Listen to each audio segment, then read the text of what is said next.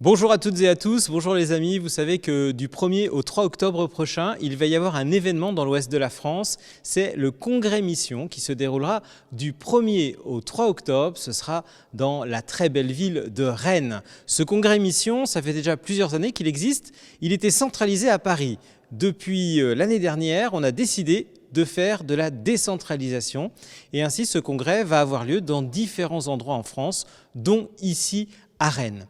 Le Congrès Mission, c'est l'occasion pour les catholiques de France de se retrouver, de partager les initiatives missionnaires qui se passent dans toutes les paroisses, aussi bien en ville que dans le monde rural, aussi bien dans les communautés que dans les mouvements d'action catholique, dans le mouvement du scoutisme, etc.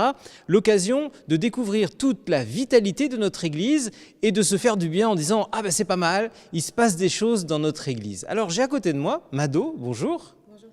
Alors Mado, comment vous êtes décidé à vous inscrire, parce que vous avez déjà fait plusieurs congrès missions, comment on se décide? Parce que c'est ça la question en fait. Il faut se décider pour s'inscrire au congrès mission. Qu'est-ce qui vous a décidé à franchir le pas? Voilà, alors j'ai connu le congrès mission en 2017 parce qu'il y a un chef d'établissement de l'enseignement privé catholique donc, qui avait qui avait participé à la deuxième édition et qui en est revenu vraiment requinqué, qui en est revenu motivé et qui nous a partagé les images. Et donc l'intervention d'un prêtre m'a vraiment fait prendre conscience qu'il fallait que j'y aille. Et ça vous travaillait déjà, cette dimension de la mission dans l'Église, aussi bien dans l'enseignement catholique que dans votre paroisse? Oui, je suis engagée dans ma paroisse et dans l'établissement scolaire où je suis employée. Et j'avoue que des fois, je me sens seule ou j'ai l'impression de ramer à contre-courant. Et voilà, donc c'était pour moi une aubaine. Du coup, vous décidez de vous inscrire à ce congrès mission. Qu'est-ce que vous avez découvert justement pour ramer à contre-courant, où vous avez pu trouver des bouées de secours? En quoi ce congrès vous a donné, on sent de l'enthousiasme pour continuer? Oui, alors en effet, dès qu'on est arrivé, au fait, on a vu l'accueil qui nous a été réservé et on sent que les gens se sont vraiment donnés pour que les congressistes se sentent bien. Ensuite, la programmation elle était d'une telle qualité, donc on a pu se rendre compte que les tables rondes étaient d'une très grande diversité. Les ateliers, pareil, donc plein d'ateliers auxquels on pouvait participer. Alors quand on dit table ronde, on dit atelier, c'est l'occasion de découvrir des initiatives à travers la France. Exactement. Aussi de découvrir des intervenants qu'on n'a pas l'habitude d'entendre, qui viennent même de différents continents. Oui. Et quelle a été peut-être l'intuition que vous avez gardée de tous ces congrès missions et qui fait qu'aujourd'hui vous en vivez encore? Alors, vraiment, la mission, moi, je me dis que la mission, je pensais que c'était juste l'affaire des prêtres, mais je me suis rendu compte qu'en fait, en tant que baptisée, j'ai ma place. Je suis appelée à parler de Jésus-Christ partout, même dans mon lieu de travail, dans ma famille et auprès de mes voisins. Alors, en vous écoutant, je pense à ce que dit le pape François. Il invite à une réforme de la synodalité dans nos communautés chrétiennes, c'est-à-dire à travailler ensemble. Ce congrès mission, il est fondé par des laïcs, il y a des prêtres, il y a des religieux, des religieuses, enfin toute l'Église est représentée. Ça vous donne une envie vraiment de travailler tous ensemble à la mission et pas simplement de travailler dans son coin pour faire du caté d'un côté ou pour faire autre chose ailleurs? Effectivement, on se rend compte lors des temps, les temps forts, lors des célébrations, qu'on fait église. On se sent soutenu par nos pères évêques. Et puis on voit cette diversité. Il y a les communautés nouvelles qui sont là. Il y a plusieurs sensibilités qui sont représentées, tous les états de vie qui sont là. Et puis il y a l'Esprit Saint aussi qui souffle et qui nous envoie en mission. Et cette notion d'église, c'est quelque chose qui me fortifie, qui me donne vraiment envie de partir. Alors, des fois, dans des événements comme ça, on dit, bon, voilà, c'est un feu de paille, hein, ça leur a fait plaisir sur le moment, et puis qu'est-ce qu'il en reste? Est-ce que vous pouvez témoigner aujourd'hui que l'Esprit Saint continue encore à souffler dans votre engagement missionnaire? Alors, juste un petit exemple. C'est vrai que quand on y va, on se fait notre petite liste d'ateliers auxquels on aimerait bien participer. Et ben moi, je me suis retrouvée un jour devant la tente de la mission de rue. Et je me disais, mais qu'est-ce que tu fais là? À plusieurs reprises, j'ai voulu me dérober, mais c'était sans compter l'abnégation d'un membre d'Annunzio qui a tout fait pour que j'aille à cette mission de rue. Donc j'y suis allée et j'avoue que ça m'a vraiment fait du bien. Qu'est-ce Il y qui a s'est de belles passé dans rencontres. cette mission de rue? Parce qu'on ne sait pas nécessairement ce que c'est qu'une mission de rue. Oui, alors c'est l'évangélisation. On va parler de Jésus dans la rue en binôme. Et c'est l'occasion de belles rencontres, même si tout le monde n'est pas prêt à nous entendre, à nous écouter. On sait qu'il y a quelque chose qui est semé. Ça veut dire que le congrès mission, c'est l'occasion aussi d'expérimenter des exercices pratiques dans la mission. Exactement. Je suis convaincue que c'est le Saint-Esprit qui m'avait conduite devant la tente. Parce que 2-3 mois après, dans notre paroisse, les prêtres ont initié une évangélisation, un week-end d'évangélisation à l'occasion de la fête de Noël. Et j'ai pu pratiquer, j'ai pu vraiment appliquer ce que j'ai appris durant ce congrès mission. Alors en fait, Marie-Madeleine, vous êtes heureuse dans votre église? Vous avez votre place? Ah oui, c'est une belle église, je suis contente d'y être. Merci Marie-Madeleine. Alors Merci si vous voulez vous aussi découvrir la vitalité extraordinaire de notre église grâce au congrès mission du 1er au 3 octobre, vous voyez, il n'y a qu'à vous inscrire, vous avez tous les liens sur la vidéo. Ne perdez pas de temps, il faut convaincre dans vos paroisses, dans vos communautés, parlez-en à votre curé et on vous donne rendez-vous du 1er au 3 octobre au congrès mission à Rennes.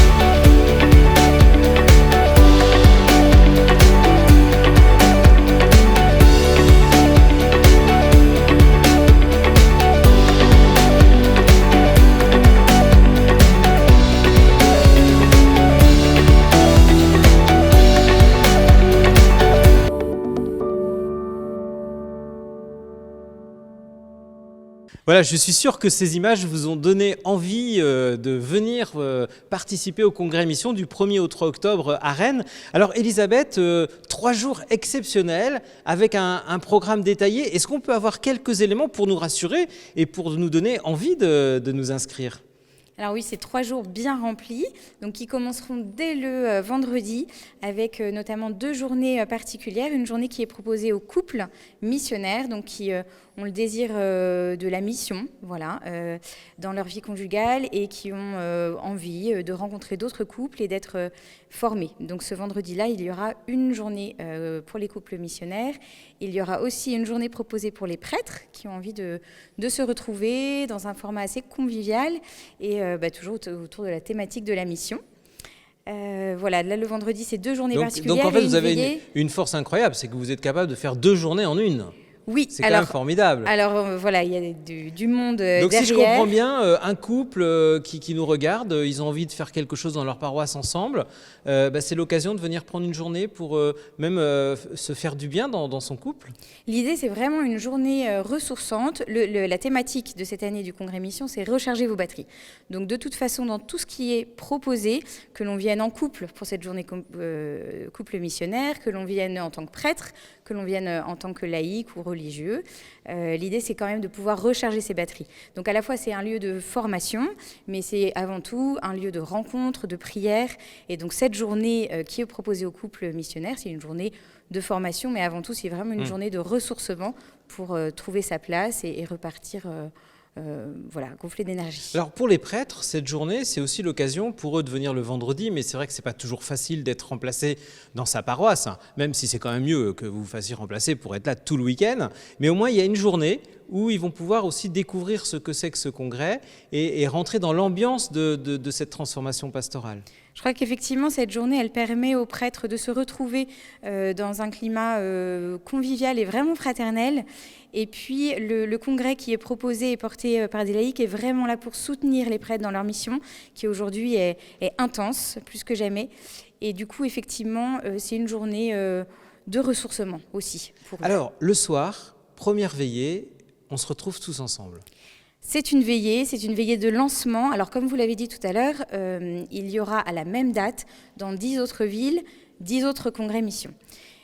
Donc, qui sont guidés par une équipe nationale qui se trouve à Paris. Et ils seront présents donc aussi par des moments pendant cette soirée de lancement. Et donc, on sera effectivement les 11 villes ensemble pour démarrer ce week-end. Et puis, évidemment, avec des temps spécifiques dans chaque ville.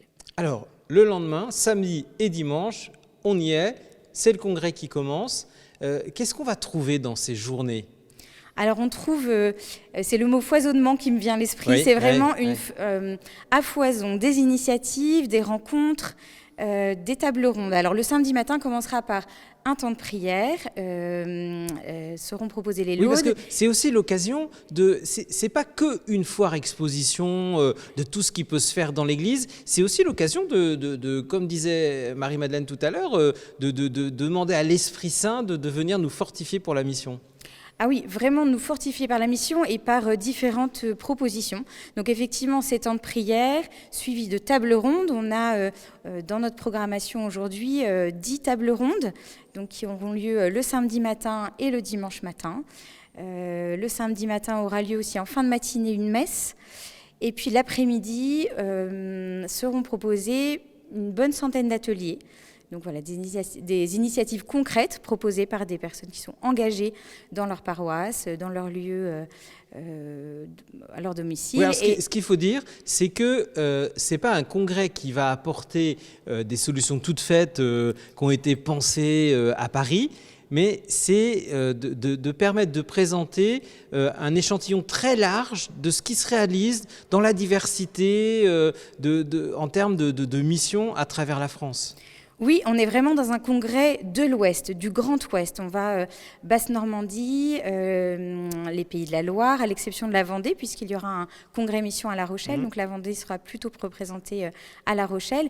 Mais l'idée, c'est effectivement de se dire qu'il y a multiples initiatives sur tout ce territoire qui, à l'échelle locale, sont connues, mais qui ont vocation à être partagées à d'autres. Et ça va à tous les niveaux, aussi bien s'occuper des gens de la rue, que de s'occuper d'une messe de jeunes, ou d'avoir un bistrot du curé, ou que sais-je. On est sur tous les âges, sur toutes les missions que l'on peut être amené à déployer sur nos paroisses, sur nos territoires. Donc ce foisonnement, encore une fois, d'initiatives et de rencontres fait que voilà, je peux revenir chez moi en ayant été à l'école de l'autre qui habite à quelques centaines de kilomètres de là, mais dont les initiatives et les actions mises en route me donnent l'envie soit de continuer, soit de démarrer quelque chose que j'avais quelque part au fond de moi, quoi. Alors, les soirées, la soirée du samedi soir, là encore, il y aura plusieurs veillées qui seront proposées. Voilà, l'idée, c'est de proposer sans doute 3 veillées qui permettent à chacun d'aller selon son cœur et selon ce que l'esprit lui inspire. Donc, nous aurons 3 veillées à Rennes. Une veillée certainement de louange, une veillée plutôt de guérison, et puis une veillée qu'on espère de prière œcuménique, voilà, avec nos autres frères qui croient en ce Dieu qui nous rassemble. Alors, le dimanche, des tables rondes, et puis une grande célébration finale, où on se retrouvera tous ensemble pour être envoyés dans la mission. Voilà, le dimanche, c'est de nouveau un temps de prière, les laudes, pour démarrer la journée, des tables rondes, de nouveau, et puis une après-midi avec une messe d'envoi. Voilà, on sera tous regonflés pour repartir. Alors, il va y avoir des moments où on va être un peu libre dans la ville de Rennes, parce qu'il faut aller déjeuner, il faut aller dîner, et puis il y aura aussi le village des partenaires, le village des initiatives. Là, pour le coup, on est un peu dans une foire exposition. Oui, et puis alors vraiment le village, c'est un petit peu l'ADN du Congrès Mission parce que c'est vraiment ce lieu où très spontanément, alors déjà c'est un village où sont présentées, où des associations chrétiennes présentent leurs initiatives, des partenaires du Congrès, et puis c'est vraiment un lieu où on est amené à rencontrer ces associations et puis voilà les autres. C'est le lieu de convivialité aussi, il y a les buvettes, on peut y manger, on peut se donner des rendez-vous. Voilà. C'est vraiment un lieu, je dis l'ADN ou le cœur du congrès, parce que c'est vraiment là où on se retrouve pour échanger très spontanément, mais c'est vraiment le cœur de ces échanges aussi qui vont nourrir les rencontres, et puis c'est ce avec quoi on repart aussi à la fin du week-end. Pour terminer, Elisabeth, si vous aviez à dire quelque chose à nos téléspectateurs pour les motiver à venir. Bien, n'hésitez pas à prendre ces 3 jours pour le Christ, n'hésitez pas à venir rencontrer des chrétiens engagés ou qui ont ce désir de s'engager pour la mission. C'est vraiment un lieu de ressourcement, et puis venez de tout le Grand Ouest et même au-delà si vous le souhaitez. L'idée c'est de se dire que sur notre grand territoire de l'Ouest, il y a de multiples initiatives inspirantes pour chacun de nous. Voilà, ce congrès mission du 1er au 3 octobre. Vous avez en lien descriptif de la vidéo tous les éléments pour vous inscrire et avoir de plus amples informations, même si Elisabeth a donné beaucoup d'informations pour vous motiver à vous inscrire à ce congrès. Alors Nicolas, bonjour. Bonjour Pierre Nicolas. Alors de Nicolas, quand un Nicolas rencontre un autre Nicolas, qu'est-ce qui se raconte? Eh bien, des histoires du congrès mission. Voilà, alors comment on fait? Comment ça marche? Alors pour s'inscrire, c'est simple, vous suivez le lien qui est en bas de la vidéo, dans le descriptif de la vidéo, et les inscriptions sont ouvertes dès le lundi de Pâques. Donc faites vite, n'hésitez pas à vous inscrire pour le congrès mission. Alors comment on peut se motiver d'ailleurs entre nous? Alors on s'inscrit, il faut aller voir son curé, on peut s'inscrire individuellement, on s'inscrit en groupe, comment ça marche? Alors on peut s'inscrire en groupe, évidemment aller voir son curé en lui disant voilà, il y a le congrès mission, c'est important d'y aller, d'emmener quelques paroissiens et puis de découvrir toutes les initiatives paroissiales, toutes les initiatives locales, mais aussi faire remonter des initiatives déjà dans votre paroisse en disant ce que l'on fait c'est bien, il faudrait en parler et communiquer. Et justement, est-ce que par exemple une activité qui se passe dans une paroisse, on considère que c'est vraiment, on a envie de le partager, on peut faire partie des ateliers? Alors tout à fait, on peut faire remonter auprès de l'équipe d'organisation ces initiatives locales et vous pourrez participer à des ateliers, animer un atelier, présenter cette initiative ou simplement participer en étant présent sur le village. Tout à l'heure, Elisabeth nous disait que c'était le centre du congrès, le cœur du congrès, et voilà, ce village réunit toutes les initiatives des différents pays. Alors l'occasion d'aller découvrir tout cela dans cette grande foire aux idées et aux initiatives. Alors on a besoin, alors c'est une très grosse organisation ce congrès pendant 3 jours, j'imagine qu'on va avoir besoin de bénévoles.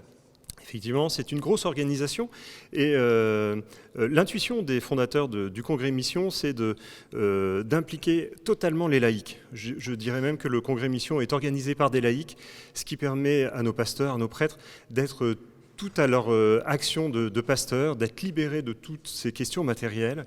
Mais ça demande une grosse organisation, donc au niveau logistique, au niveau de la préparation des sonorisations. Il y aura différents lieux, différentes églises qui seront utilisées pour ce congrès mission, et en lieu central, le lycée Saint-Martin qui nous accueille. Et il faudra installer la buvette, le village, les différentes tentes du village. Et ce qui est important dans ce congrès, c'est la qualité, le soin des installations.